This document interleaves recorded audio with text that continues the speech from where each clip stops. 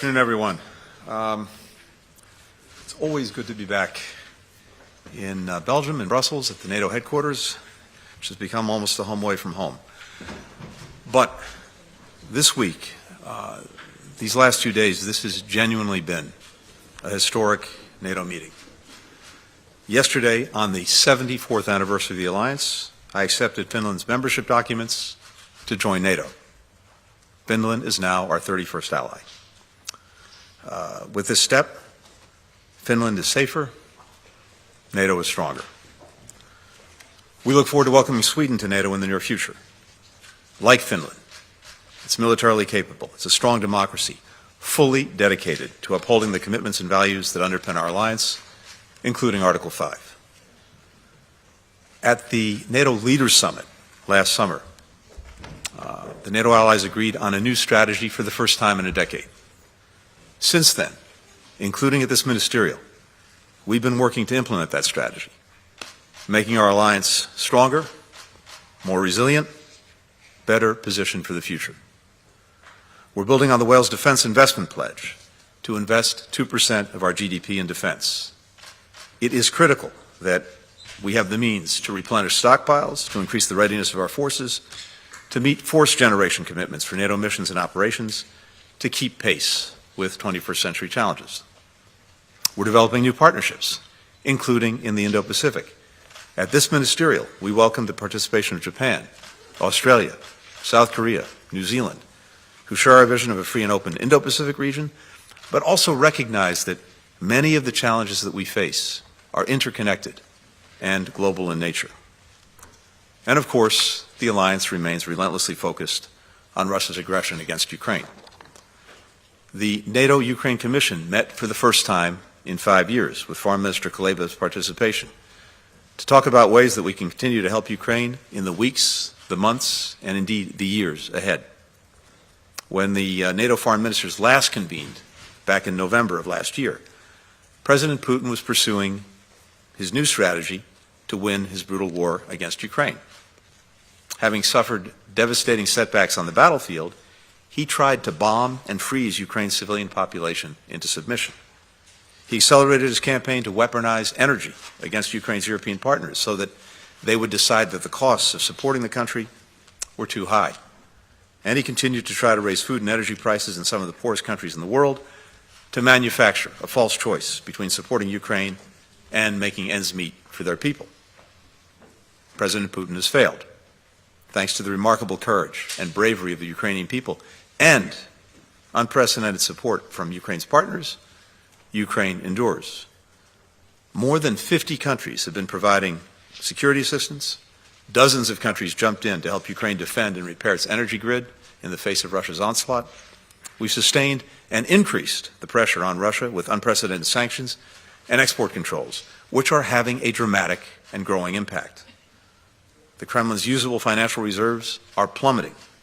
Its budget revenues from oil and gas have been cut in half since last year. Hundreds, even more than 1,000 companies have fled the country and aren't coming back. Hundreds of thousands of young people have fled Russia. Literally, Russia's future. We've demonstrated again our unity of purpose and our unity of action. And after this ministerial, I am confident that that will endure for as long as it takes for Ukraine to defend its sovereignty, its territorial integrity, its independence. Yesterday, the United States announced our 35th drawdown of arms and equipment.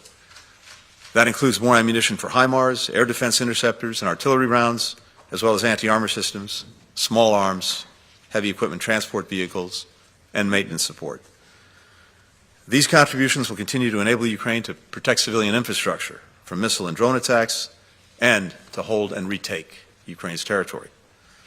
The United States and Ukraine's partners support meaningful diplomatic efforts that can achieve a peace, but not just any kind of peace. It has to be a just peace that upholds the principles of the UN Charter, sovereignty, territorial integrity, independence, and it has to be a durable peace that ensures that Russia can't simply rest and refit its troops and then relaunch the war at a time of its choosing. That's the kind of peace, a just and durable one, that 141 countries at the United Nations General Assembly endorsed just a few weeks ago. Until that peace is achieved, The United States, together with allies and partners from around the world, will continue to provide the assistance that Ukraine needs to defend its territory and defend its people. The story of NATO over the last year has been one of unity and resolve. Amid new challenges to our values, to a rules-based order, to our collective security, our alliance has emerged stronger than ever and now larger than ever. As we prepare for Vilnius and beyond, I'm confident that we'll continue to meet the challenges of this moment and the time to come. So with that, happy to take some questions. We'll first go to Vivian Salama with the Wall Street Journal. Vivian. Thank you so much. Thanks, Mr. Secretary.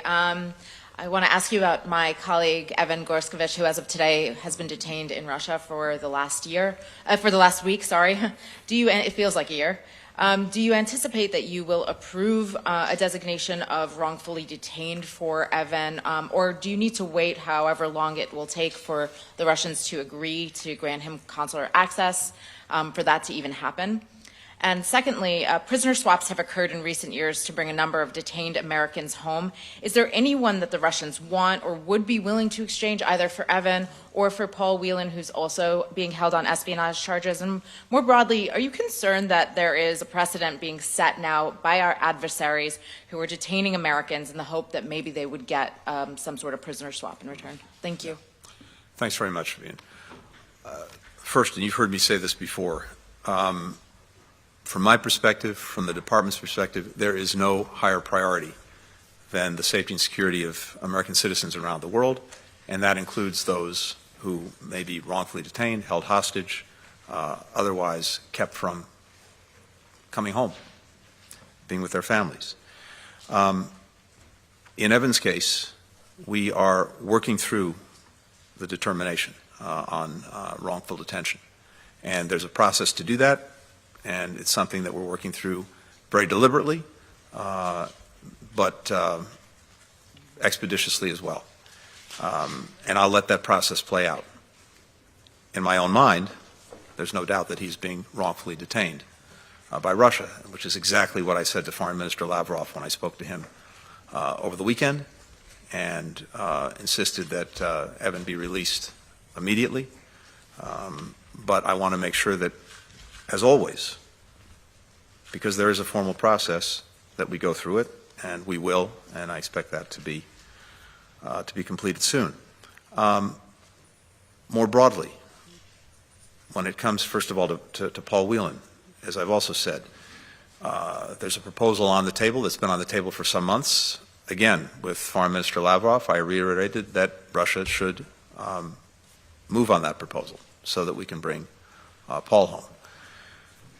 In any of these instances, there is a balance to be done between trying to bring home people who are being unjustly detained in one way or another and what it takes to do that. I believe that, as we've demonstrated in the past, and as a result as well of legislation that we have and other tools that we have, that even as we engage in efforts to bring people home, we can also increase the pressure and increase the penalties on those who would engage in the practice of unlawful arbitrary detention of American citizens. And that's what we've been doing, including, for example, implementing the Robert Levinson Act and other tools that we have. We'll next go to Vitaly Sizov with Freedom TV. Thank you. I have one question. Yesterday, after meeting with you, Minister of Foreign Affairs of Ukraine said that he wants to see some proposal from NATO during the Vilnius summit.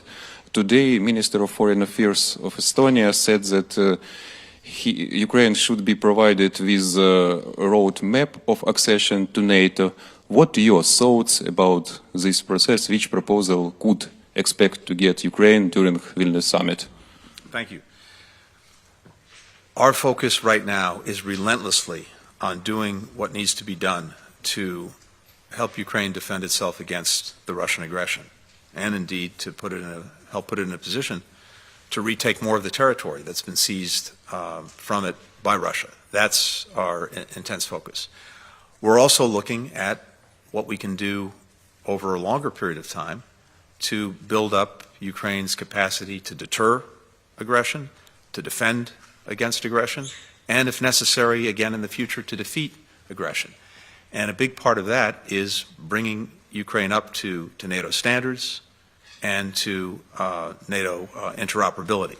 And I suspect that you'll see that focus continue at the Vilnius summit. I don't want to get ahead of the summit, but we are very focused on these very practical steps that can be taken and need to continue to be taken to bring Ukraine up to NATO standards. Of course, NATO's door remains open.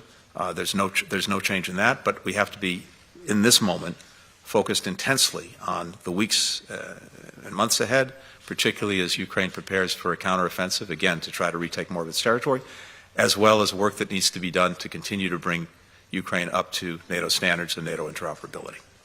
We'll next go to Kylie Atwood with CNN. Okay. Thank you. Hi, Secretary. Thank you for doing this. It was a momentous week here, but there's a lot going on at home, so I have a few questions for you. Bear with me. In terms of what happened here, obviously you said that NATO has become stronger this week with Finland joining, but how tangibly will Ukraine benefit from Finland joining NATO? And then my second two questions have to do with what is happening at home. First, President Tsai of Taiwan is meeting with Speaker McCarthy today in California. Do you support this meeting at this time? And how concerned are you about China already vowing that it will retaliate? And then my second question has to do with politics at home. Yesterday, the world watched as former President Trump was arrested. He's now the first current or former president to face criminal charges, and he's running for re-election to be president. Have any of your allies asked you about this while you've been here at NATO? And what's your response to revived concerns among allies that many of us have heard about the long-term reliability of the United States given the polarized nature of politics at home? Thank you. Kylie, last question first. As you know well, I don't do politics. I can tell you though that the question you raised about the proceedings in New York actually did not come up in my conversations with NATO colleagues, nor did I get questions about the durability of our approach. I think people are very focused on what we're actually doing, and what we're doing is a lot, including what I just went through in terms of the outcomes from this ministerial, the preparations for the Leaders Summit in Vilnius, the intense focus on everything we're doing to support Ukraine, to implement the new strategic concept for NATO. That's what everyone was talking about and focused on, and also, as I mentioned, the fact that we have the growing engagement between NATO and other partners, to include our partners from the Indo-Pacific, to include the European Union. Its High Representative was here as well today. That was the entirety of the conversation and our focus. In terms of Finland's membership in NATO and Ukraine,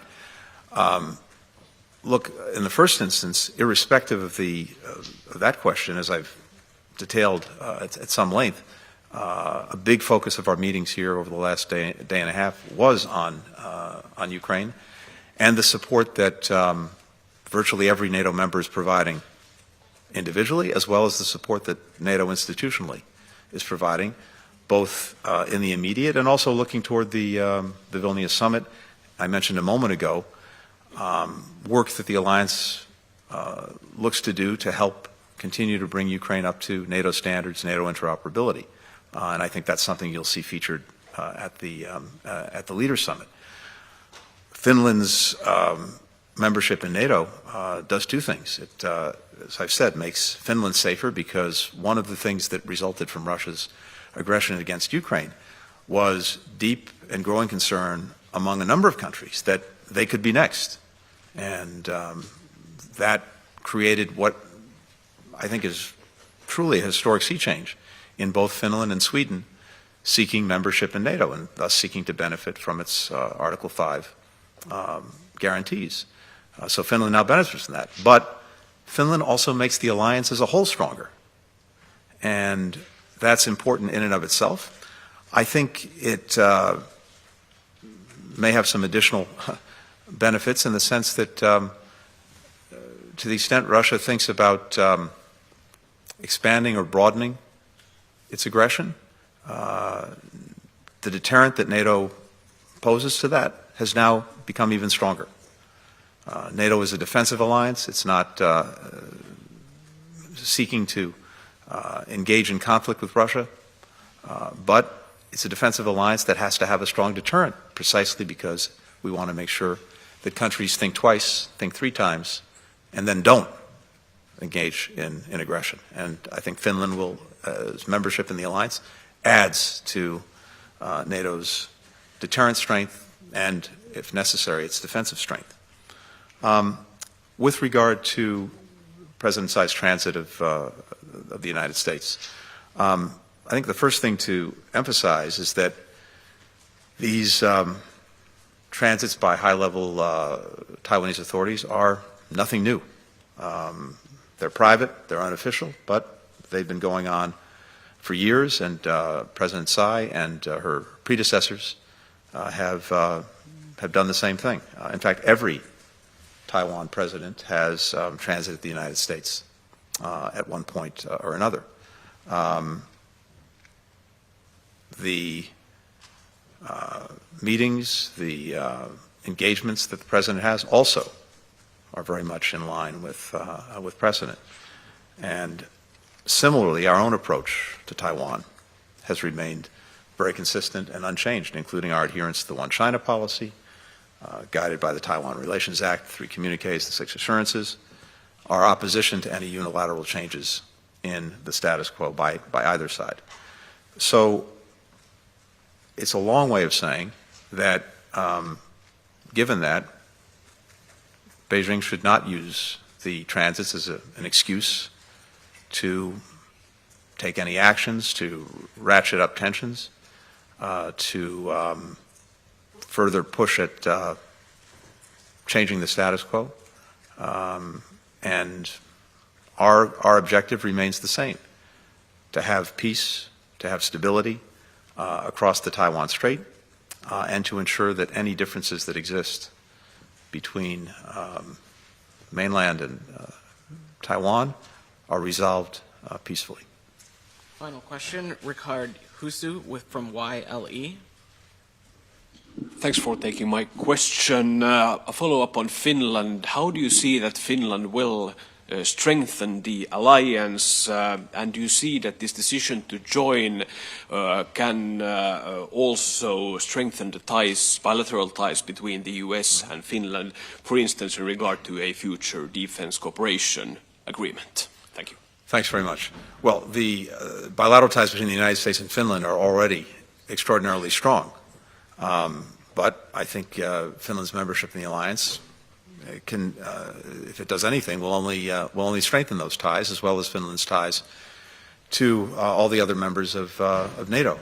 But as I said before, what Finland brings to this enterprise is a country that has very strong military capacity, and equally important is a strong and vital democracy. And so, both in terms of advancing the interests that bring NATO countries together and the values that we share, Finland is a very compelling member of the alliance. And I think what's important too is that Finland and the NATO alliance have been working closely together for years. What membership does now is it makes, in a sense, formal what's in many ways been the case for a long time, but it also provides Finland with the commitment of every NATO ally to Finland and its security and its defense as a member of NATO and as a beneficiary of Article 5. But I would anticipate that, across the board, this has the effect of just further strengthening, deepening relationships not only between the United States and Finland, but between Finland and all the other members of NATO. We also have now even more increasing overlap between membership in the European Union and membership in NATO. And that, too, has the effect of creating even greater convergence between the United States and Europe than we've seen. In fact, I think, in my experience now, doing this for 30 years in one way or another, there is more convergence than there's ever been between the United States and Europe on the big challenges and questions of our time, dealing with the Russian aggression against Ukraine, meeting some of the challenges posed by China, looking at new things from cyberspace, emerging technologies, and their impact on our security and our interests. Much greater convergence in how we approach each of these challenges than we've ever seen, and I think Finland's membership in NATO is just one more expression of that, but it really is across the board, and it's something that, from my perspective, puts us collectively in a much stronger position to deal effectively with all of these challenges. This administration started with the basic proposition that American engagement, American leadership is important. It makes a difference because in its absence, someone else may try to fill the gap, and maybe not in ways that advance our interests and values, or no one does, and then you've got a vacuum that tends to be filled by bad things before it's filled by good things. But the flip side of that coin, the importance of U.S. engagement, is that for virtually all of the challenges that we're dealing with, no single country, even the United States, can really effectively address them alone. We're much better off when we're doing it in partnership, in alliance with other countries, and where we adopt a similar approach. That's been the story of these last 2.5 years, a strengthening of our alliances, creating new partnerships to deal with some of these new challenges, fit for particular purposes, and fundamentally a much greater convergence than there's ever been between the United States and Europe, between the United States and Asia, Asia and Europe, on what we need to do to effectively deal with these challenges. And this ministerial just confirms that trend, confirms that convergence. Thanks, everybody. Thank you. Thanks very much.